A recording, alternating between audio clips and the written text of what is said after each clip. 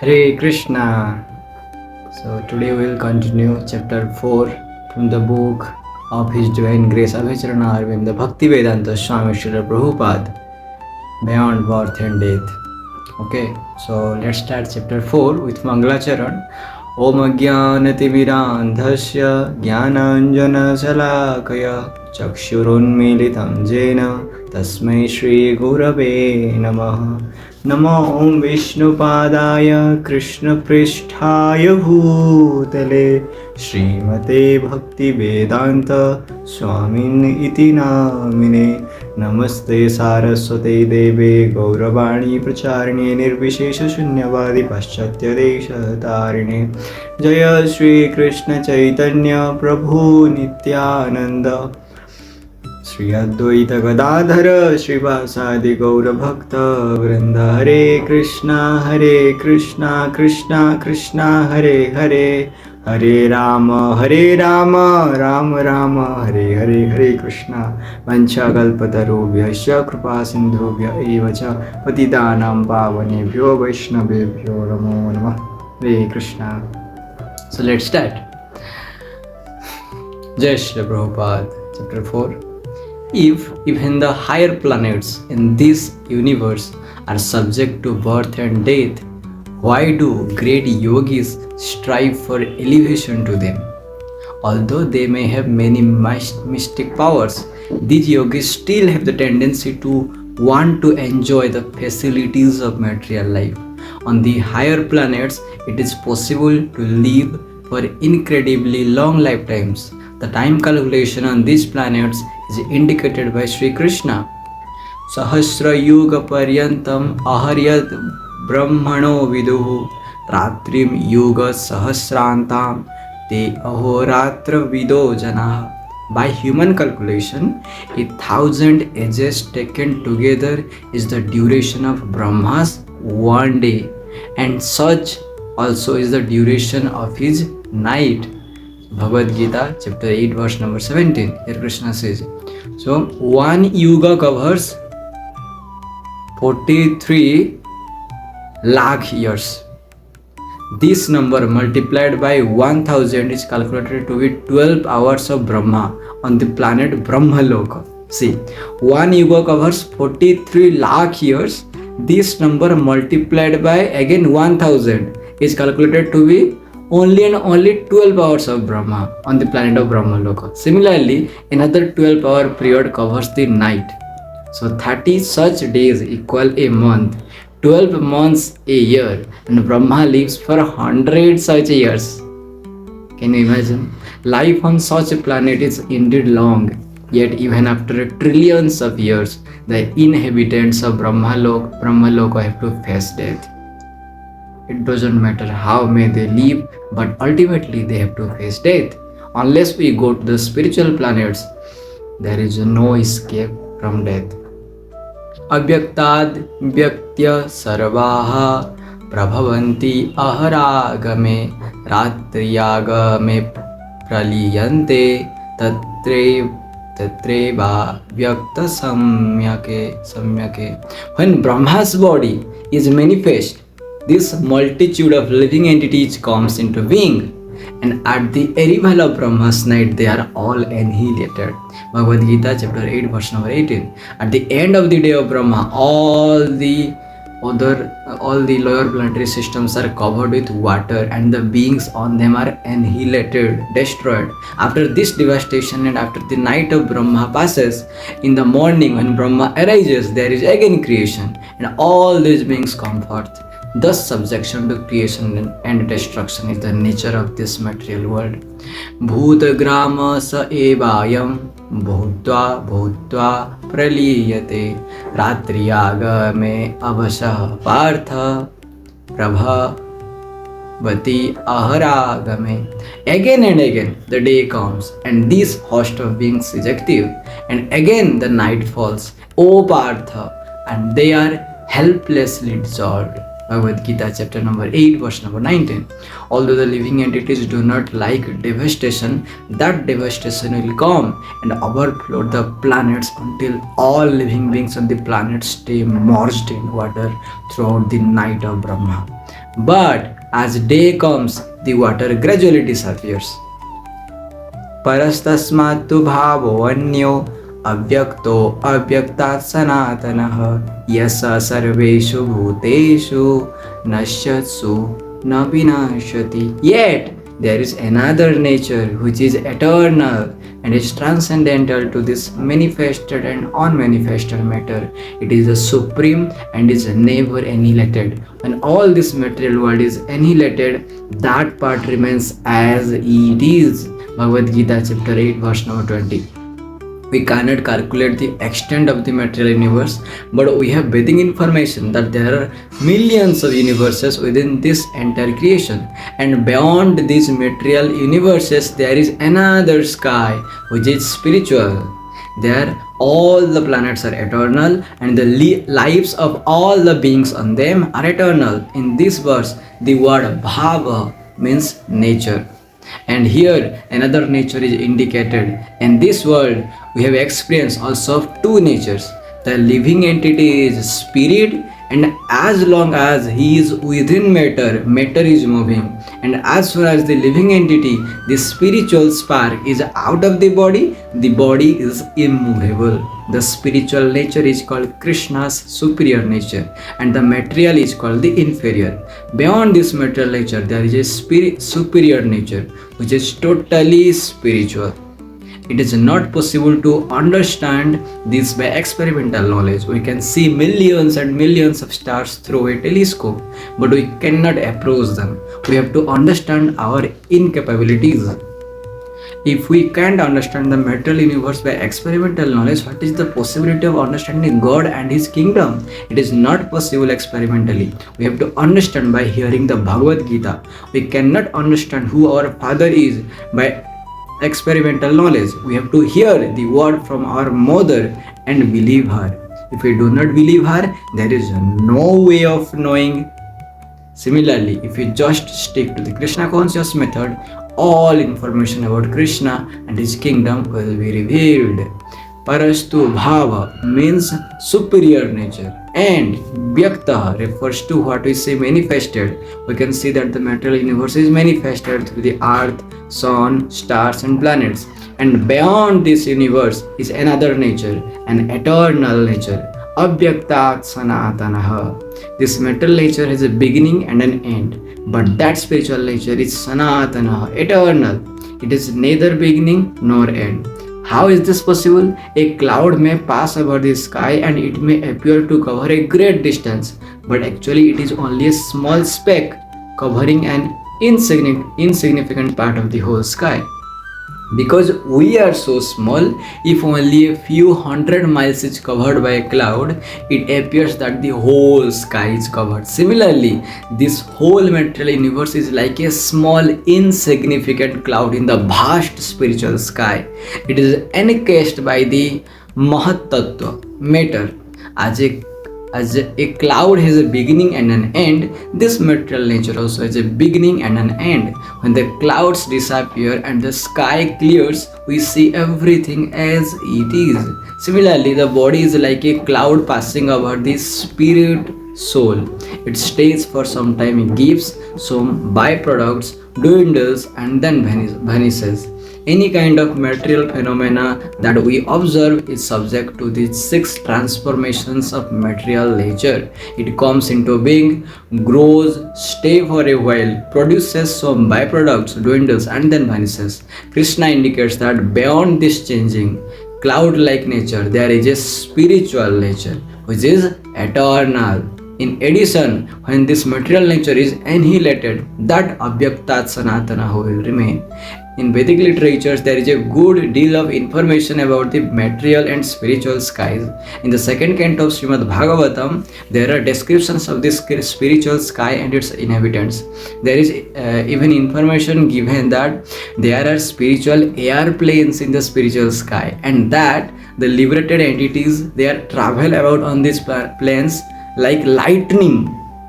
They travel like lightning. Everything that we find here can also be found there in reality. Here in the material sky, everything is an imitation or shadow of that which exists in the spiritual sky. As in a cinema, we simply see a show or a smile of the real thing. In Srimad Bhagavatam, it is this world is but a combination of matter modeled after the reality.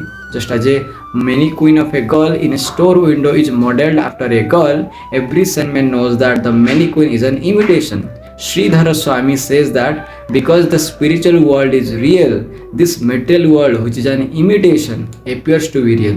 We must understand the meaning of reality. Reality means existence, which cannot be vanquished. Reality means eternity. Na sato vidyate bhavo, na bhavo vidyate satah, ubhayorapi drishtoantas, tu anayostattvadarshibhi. Those who are seers of the truth have concluded that of the non-existent there is no endurance, and of the existent there is no cessation. These seers have concluded by studying the nature of both. Bhagavad Gita chapter 2 verse number 16. Real pleasure is Krishna, whereas material pleasure, which is temporary, is not actual. Those who can see things as they are do not take part in the shadow pleasure. The real aim of human life is to attain to the spiritual sky, but as Srimad Bhagavatam points out, most people do not know about it. Human life is meant to understand reality and to be transferred into it. All Vedic literature instructs us not to remain in this darkness. The nature of this material world is darkness, but the spiritual world is full of light and yet is not illumined by fire or electricity. Krishna hints of this in the 15th chapter of the Bhagavad Gita, chapter 15, verse number 6. न तद्भासयते सूर्यो न शशाङ्कः न पावकः यद् गत्वा न निवर्तन्ते तद्धाम परमं मम. That abode of mine is not illumined by the sun or moon, nor by the electricity. One who reaches it never returns to this material world. The spiritual world is called unmanifested because it cannot be perceived by the material senses. Avyakto akshara iti uktas tam ahu paramam gatim yam papya na nivartante tadhama paramam mama. That supreme abode is called unmanifested and infallible, and it is the supreme destination. When one goes there, he never comes back. That is my supreme abode. Bhagavad Gita chapter 8 verse number 21. A great journey is indicated in this verse. We have to be able to penetrate outer space, traverse the material universe, penetrate its covering, and enter the spiritual sky. Paramam Gatim. That journey is the supreme.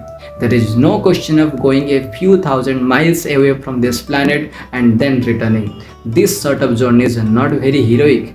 We have to penetrate the whole material universe.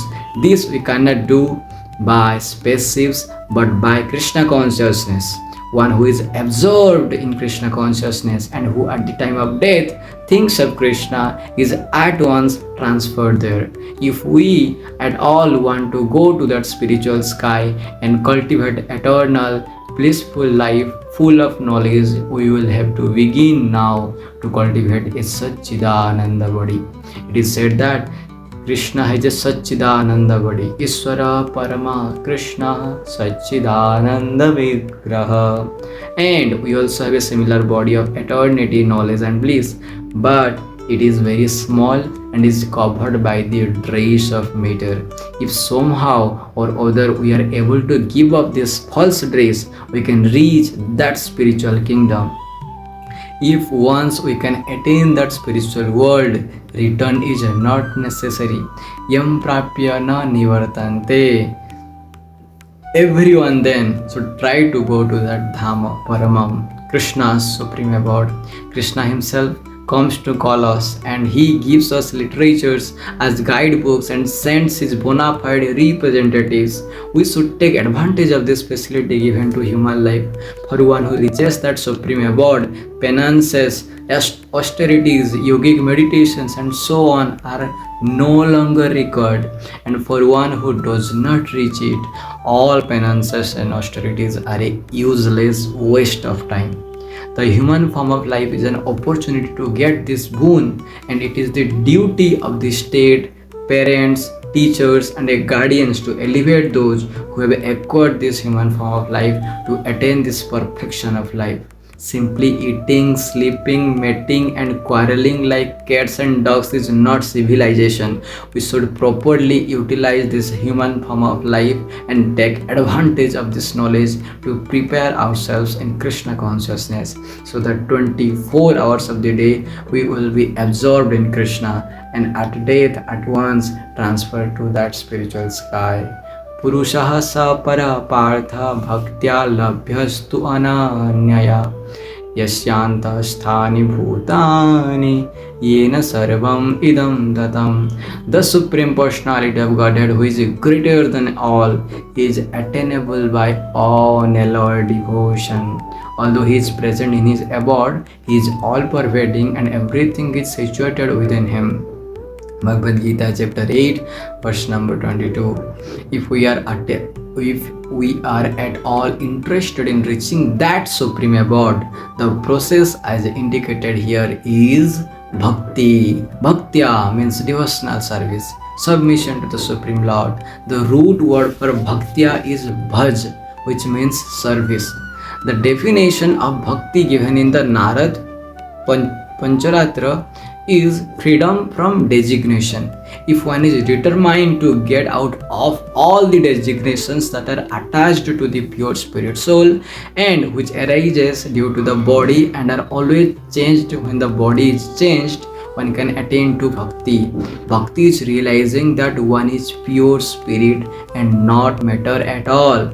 Our real identity is not this body, which is simply a covering of this spirit, but our real identity is Dasa, a servant of Krishna. When one is situated in his real identity and is rendering service to Krishna, he is a bhakta. Rishikena Rishikesha Sevanam. Rishikena Rishikesha Sevanam. When our senses are free from material designations, we will utilize them in the service of the master of the senses, Rishikesha or Krishna. As Rupa Goswami points out, we have to serve Krishna favorably. Generally, we want to serve God for some material purpose or gain. Of course, one who gets to God for material gain is better than one who never goes. But we should be free from desire for material benefit. Our aim should be to understand Krishna.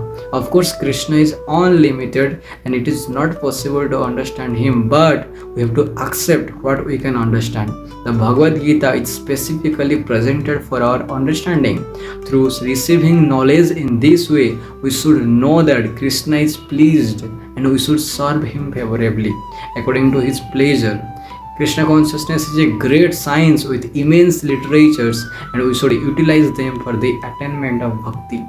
Purushaha Saparaha. In the spiritual sky, the Supreme Lord is present as the Supreme Person.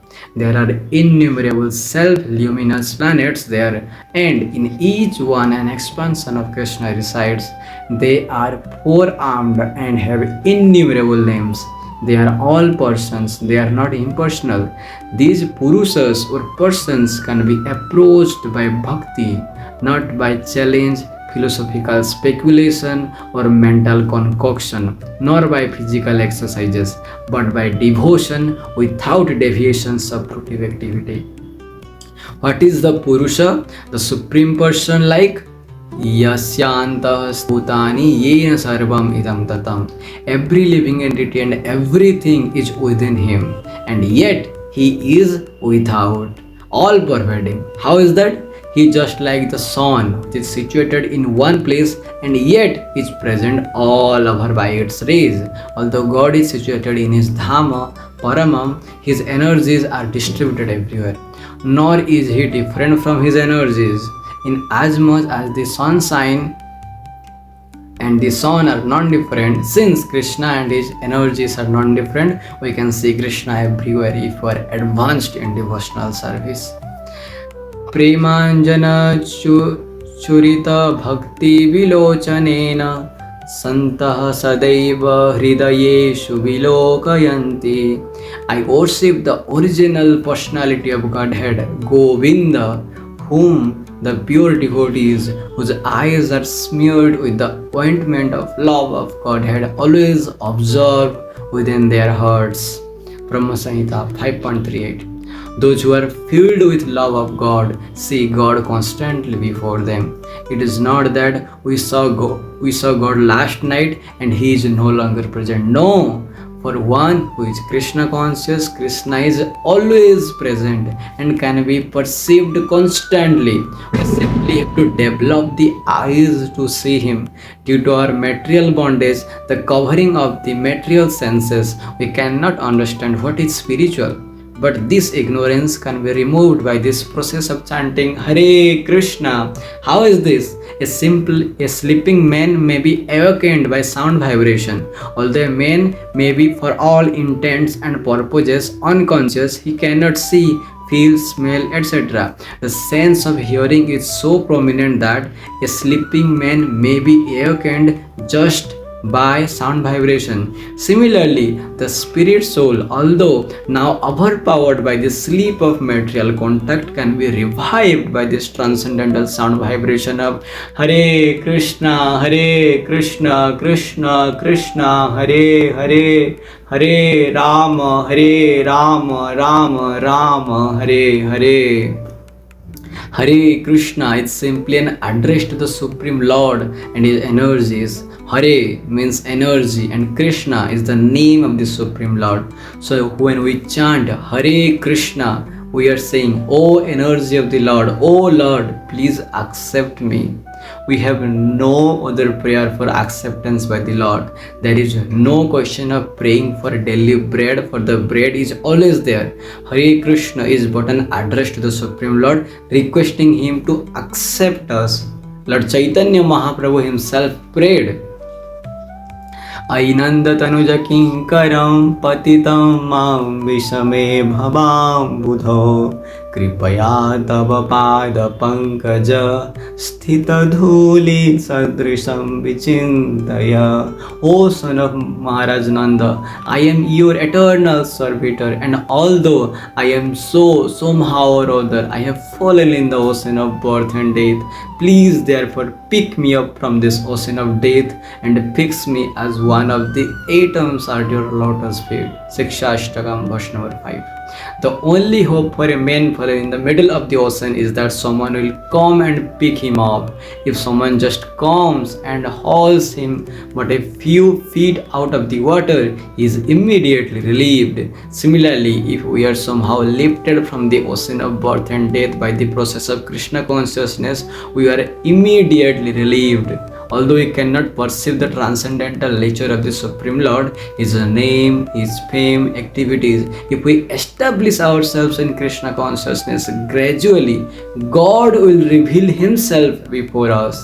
We cannot see God by our own endeavor, but if we qualify ourselves, God will reveal Himself, and then we will see. No one can order God to come before Him and dance, but we do have to work in such a way that Krishna will be pleased to reveal Himself to us. Krishna gives us information about Himself in the Bhagavad Gita, and there is no question of doubting it. We just have to feel it, understand it. There is no preliminary qualification necessary for the understanding of the Bhagavad Gita, because it is spoken from the absolute platform. The simple process of chanting the names of Krishna will reveal what one is, what God is, what the material and spiritual universes are, why we are conditioned, how we can get out of that conditioning, and everything else, step by step. Actually, the process of belief and revelation is not foreign to us. Every day we place faith in something that we have confidence will be revealed later. We may purchase a ticket to go to India, and on the basis of the ticket we have faith that we will be transported there. Why should we pay money for a ticket? We do not just give the money to anyone. The company is authorized and the airline is authorized. So faith is created. Without faith, we cannot take one step forward in the ordinary course of our life. Faith we must have, but it must be faith in that which is authorized. It is not that we have a blind faith, but that we accept something that is recognized.